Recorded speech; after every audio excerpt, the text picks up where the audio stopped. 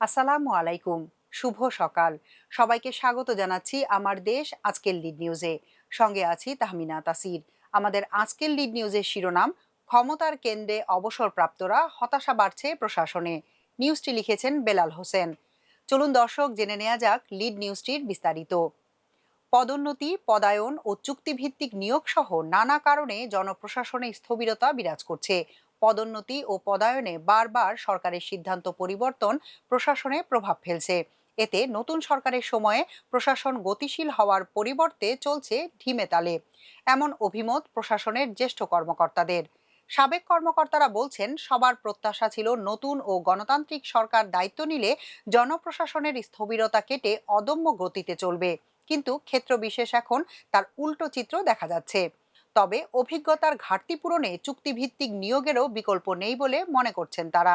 খোঁজ নিয়ে দেখা গেছে, বর্তমানে প্রশাসনের শীর্ষ 9টি পদে চুক্তিভিত্তিক কর্মকর্তারা দায়িত্ব পালন করছেন। 9 জন সচিবকে জনপ্রশাসন মন্ত্রণালয়ে বিশেষ ভারপ্রাপ্ত কর্মকর্তা করা হয়েছে। কয়েকটি মন্ত্রণালয় ও মাঠ প্রশাসনে কর্মকর্তাদের পদায়ন করে প্রজ্ঞাপন জারি করা হলেও তা প্রত্যাহার করে নতুন নিয়োগ দেওয়া হয়েছে। দু একটি মন্ত্রণালয়ে সচিব নিয়োগ নিয়ে স্থবিরতাও তৈরি হয়েছে। এছাড়া প্রশাসন ক্যাডারের অভ্যন্তরীণ দ্বন্দ্ব, সাবেক ইকোনমিক ক্যাডার নিয়ে অসন্তোষ এবং গুরুত্বপূর্ণ মন্ত্রণালয়ে জুলাই বিপ্লবে অভিযুক্ত বেশ কয়েকজন কর্মকর্তাকে নিয়োগ দিয়ে আবারও জনপ্রশাসনে ফিরিয়ে নেওয়ার ঘটনায় প্রশাসনে শুরু হয় টানাপোড়েন। সর্বশেষ 179 উপসচিবকে যুগ্ম সচিব পদে পদোন্নতি দেওয়ার পর এই আলোচনা আরও জোরালো হয়েছে। পদোন্নতির তালিকায় অবসরপ্রাপ্ত, শাস্তিপ্রাপ্ত এবং বিতর্কিত কয়েকজন কর্মকর্তার নাম থাকার অভিযোগ ওঠায় শুধু পদোন্নতি নয়, সুপিরিয়র সিলেকশন বোর্ডের তথ্য যাচাই প্রক্রিয়াও প্রশ্নের মুখে পড়েছে। প্রশাসনের ভেতরে এখন সবচেয়ে বেশি আলোচিত বিষয়, সিদ্ধান্ত নেয়ার মূল স্তরে কোথায় দুর্বলতা তৈরি হচ্ছে আর তার দায় কার। সূত্র জানায়, নতুন সরকার দায়িত্ব নেয়ার পর প্রশাসনের শীর্ষ পর্যায়ে বড় রদবদল হয়েছে একাধিকবার। বিভিন্ন গুরুত্বপূর্ণ মন্ত্রণালয়, বিভাগ ও সাংবিধানিক প্রতিষ্ঠানের নেতৃত্বে একের পর এক অবসরপ্রাপ্ত কর্মকর্তাকে চুক্তিভিত্তিক নিয়োগ দেওয়া হয়েছে। সরকারের শীর্ষ পর্যায়ের ব্যাখ্যা, অভিজ্ঞ কর্মকর্তাদের দক্ষতা কাজে লাগিয়ে প্রশাসনকে গতিশীল করতেই এই পদক্ষেপ নেওয়া হয়েছে। তবে প্রশাসনের ভেতরে ভিন্ন বাস্তবতার কথা বলেছেন অনেক কর্মকর্তা। তাদের দাবি, দীর্ঘদিন প্রশাসনের বাইরে থাকা কর্মকর্তাদের উপর অতিরিক্ত নির্ভরশীলতা, নিয়মিত কর্মকর্তাদের পদোন্নতির প্রত্যাশা, সিদ্ধান্ত গ্রহণের ধারাবাহিকতা এবং প্রশাসনিক সমন্বয়ে নেতিবাচক প্রভাব ফেলছে। বর্তমান সরকার দায়িত্ব নেয়ার পর মন্ত্রিপরিষদ বিভাগ, প্রধানমন্ত্রীর কার্যালয়, জনপ্রশাসন পরিকল্পনা কমিশন, ভূমি নির্বাচন কমিশন, জাতীয় নদী রক্ষা কমিশন এবং স্বরাষ্ট্র সহ গুরুত্বপূর্ণ প্রতিষ্ঠানে একাধিক অবসরপ্রাপ্ত কর্মকর্তাকে চুক্তিভিত্তিক সিনিয়র সচিব হিসেবে নিয়োগ দেওয়া হয়েছে, যাদের অনেকেই 1 দশকেরও বেশি সময় আগে চাকরি থেকে অবসর নিয়েছিলেন। প্রশাসনের একাধিক কর্মকর্তা বলছেন, অভিজ্ঞতা অবশ্যই মূল্যবান, কিন্তু দীর্ঘদিন প্রশাসনের বাইরে থাকার ফলে বিভিন্ন নীতিমালা, ডিজিটাল প্রশাসন, নতুন কর্মপদ্ধতি এবং কর্মকর্তাদের প্রজন্মগত পরিবর্তনের সঙ্গে খাপ খাওয়াতে সময় লাগে। এর ফলে সিদ্ধান্ত গ্রহণে ধীর গতি এবং মাঠ প্রশাসনের সঙ্গে যোগাযোগের ক্ষেত্রে বেশ কিছু সমস্যা তৈরি হচ্ছে বলে তাদের অভিযোগ। এছাড়াও বিভিন্ন দপ্তর ও বিভাগে চলতি দায়িত্বভার দেওয়া, অনেকের বিষয়ে সঠিক সিদ্ধান্ত নিতে গড়িমসি, কয়েকজনকে বিভিন্ন জায়গায় পদোন্নতি দিয়েও আবার প্রত্যাহার করে জনপ্রশাসনে ফিরিয়ে আনার মতো বিষয়গুলো নিয়ে নিয়মিত কর্মকর্তাদের হতাশা আরও বাড়ছে। প্রশাসনের কাঠামো অনুযায়ী রাষ্ট্রের গুরুত্বপূর্ণ দপ্তর, অধিদপ্তর ও স্বশাসিত প্রতিষ্ঠানের প্রধান নিয়োগে এসএসবি গুরুত্বপূর্ণ ভূমিকা পালন করে। এই বোর্ডের সভাপতি মন্ত্রিপরিষদ সচিব, সদস্য হিসেবে থাকেন প্রধানমন্ত্রীর মুখ্য সচিব, কম্পট্রোলার অ্যান্ড অডিটর জেনারেল, স্বরাষ্ট্র সচিব, অর্থ সচিব, জনপ্রশাসন সচিব এবং লেজিসলেটিভ ও সংসদ বিষয়ক বিভাগের সচিব। তবে বোর্ডের সিদ্ধান্ত গ্রহণের আগে প্রয়োজনীয় তথ্য, সার সংক্ষেপ ও কর্মপত্র তৈরি করেন জনপ্রশাসন মন্ত্রণালয়ের বিভিন্ন পর্যায়ের কর্মকর্তারা। এ কারণেই সাম্প্রতিক বড় পদোন্নতি বিতর্কের পর প্রশাসনের ভেতরে প্রশ্ন উঠেছে, তথ্য প্রস্তুতের পর্যায়ে কোথাও কি গাফলতি হয়েছে, নাকি যাচাই বাছাইয়ের প্রক্রিয়াতেই ঘাটতি ছিল। জনপ্রশাসন বিশেষজ্ঞদের মতে, কোনো কর্মকর্তার বিরুদ্ধে মামলা, শাস্তিমূলক ব্যবস্থা, অবসর কিংবা অন্য কোনো গুরুত্বপূর্ণ তথ্য যথাযথভাবে কর্মপত্রে উল্লেখ করা সংশ্লিষ্ট কর্মকর্তাদের দায়িত্ব। যদি এসব তথ্যই উপস্থাপন না করা হয় তাহলে এসএসবি সদস্যদের পক্ষে বাস্তব অবস্থা জানা কঠিন। আবার তথ্য উপস্থাপনের পরও যদি যথাযথ মূল্যায়ন ছাড়া সিদ্ধান্ত নেওয়া হয়ে থাকে তাহলে সেই দায় সিদ্ধান্ত গ্রহণকারী বোর্ডকে বহন করতে হবে। তাদের মতে পুরো বিষয়টি নিরপেক্ষভাবে পর্যালোচনা করা প্রয়োজন। নাম প্রকাশে অনিচ্ছুক এক অতিরিক্ত সচিব বলেন, নিয়মিত কর্মকর্তাদের সবারই একটি স্বাভাবিক প্রত্যাশা থাকে যে কর্মজীবনের ধারাবাহিকতায় তারা একসময় সচিব হবেন।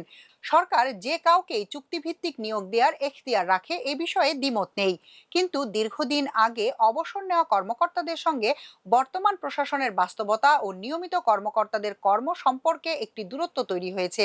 তিনি বলেন, 15 থেকে 20 বছর পর প্রশাসনে ফিরে এসে বর্তমান বাস্তবতা আয়ত্ত করা সহজ নয়। নতুন প্রজন্মের কর্মকর্তাদের সঙ্গে কাজের ধরন, যোগাযোগ এবং নীতিগত অগ্রাধিকারে পার্থক্য থাকায় সমন্বয়ের সমস্যা তৈরি হতে পারে। আরেক কর্মকর্তা বলেন, অনেক গুরুত্বপূর্ণ দপ্তরে দীর্ঘদিন ধরে চলতি দায়িত্ব দেয়ায় নীতিগত সিদ্ধান্ত নিতে বিলম্বিত হচ্ছে। ভারপ্রাপ্ত কর্মকর্তারা অনেক ক্ষেত্রেই বড় সিদ্ধান্ত নিতে স্বাচ্ছন্দ্য বোধ করেন না। ফলে কৃষি, স্বাস্থ্য, শিক্ষা, স্থানীয় সরকার সহ গুরুত্বপূর্ণ মন্ত্রণালয়ের বিভিন্ন শাখার কার্যক্রমেও প্রভাব পড়ছে। তিনি বলেন, প্রশাসনের অনেক দক্ষ কর্মকর্তা নিজেদের ভবিষ্যৎ নিয়ে অনিশ্চয়তায় ভুগছেন, কারণ কোথাও পদোন্নতি দেওয়া হচ্ছে, আবার কোথাও নিয়োগের কিছুদিন পরেই দায়িত্ব পরিবর্তন বা প্রত্যাহারের ঘটনাও ঘটছে। এতে কর্মকর্তাদের মধ্যে এক ধরনের অস্থিরতা তৈরি হচ্ছে। নাম প্রকাশে অনিচ্ছুক আরেক কর্মকর্তা আশঙ্কা প্রকাশ করে বলেন, চুক্তিভিত্তিক কর্মকর্তাদের চাকরির মেয়াদ সীমিত হওয়ায় তাদের উপর নিয়মিত প্রশাসনিক জবাবদিহির চাপ তুলনামূলক কম থাকে, এমন ধারণা প্রশাসনের ভেতরে রয়েছে।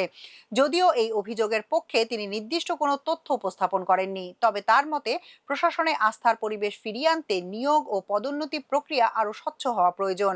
বিশেষ সূত্রে জানা গেছে, গত 5 বছরে চুক্তিভিত্তিক সচিব নিয়োগের প্রবণতা উল্লেখযোগ্যভাবে বেড়েছে। 2021 থেকে 2023 সাল পর্যন্ত সীমিত পরিসরে এ ধরনের নিয়োগ দেওয়া হলেও 2024 সালের পর তা বৃদ্ধি পায়। 2025 ও 2026 সালের বিভিন্ন সময়ে 20টি মন্ত্রণালয় ও বিভাগে চুক্তিভিত্তিক সচিব দায়িত্ব পালন করেছেন। জনপ্রশাসন, স্বরাষ্ট্র, স্থানীয় সরকার, স্বাস্থ্য, শিক্ষা, কৃষি এবং মন্ত্রিপরিষদ বিভাগের মতো গুরুত্বপূর্ণ দপ্তরগুলোতেও এ ধরনের নিয়োগ দেওয়া হয়েছে। প্রশাসন বিশেষজ্ঞদের মতে বিশেষ পরিস্থিতিতে চুক্তিভিত্তিক নিয়োগ একটি স্বীকৃত ব্যবস্থা, তবে এটি যেন নিয়মিত প্রশাসনিক কাঠামোর বিকল্প হয়ে না দাঁড়ায় সেদিকে নজর রাখা জরুরি। কারণ প্রশাসনের দীর্ঘমেয়াদী স্থিতিশীলতা নির্ভর করে নিয়মিত ক্যাডার কর্মকর্তাদের দক্ষতা, অভিজ্ঞতা ও পদোন্নতির স্বাভাবিক ধারাবাহিকতার উপর।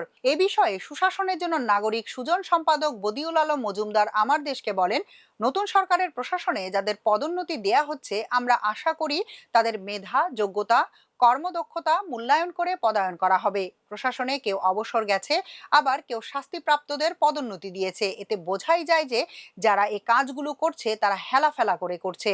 তিনি বলেন, পদোন্নতি যদি মেধাভিত্তিক না হয়ে দলীয় হয় সেই আগের প্রশাসনের পরিণতি ঘটবে। চুক্তিভিত্তিক নিয়োগ ইস্যুতে বদিউল আলম বলেন, চুক্তিভিত্তিক নিয়োগ হতে পারে, তবে সরকারকে মেধা ও যোগ্যতা যাচাই করে নতুনদের সুযোগ করে দিতে হবে। তবে কিছু ক্ষেত্রে চুক্তিভিত্তিক নিয়োগ এড়িয়ে যাওয়াই ভালো।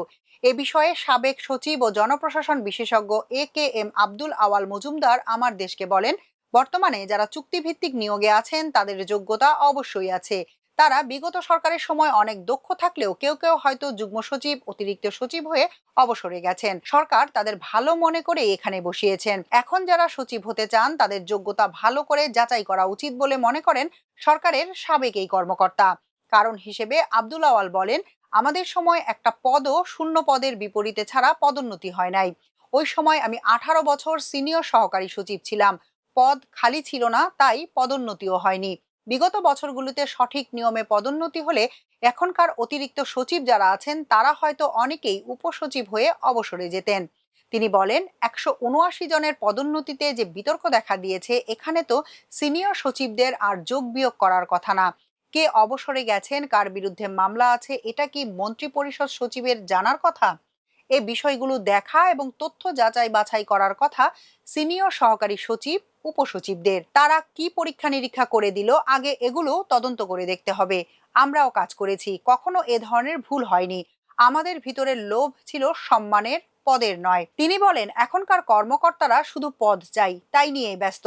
প্রশাসনের কাজ সঠিকভাবে করার মন মানসিকতা একেবারেই নষ্ট হয়ে গেছে। গুরুত্ব দিয়ে কাজ করলে পদোন্নতিতে যে বিতর্ক দেখা দিয়েছে তা হয়তো আজকে দেখা দিত না।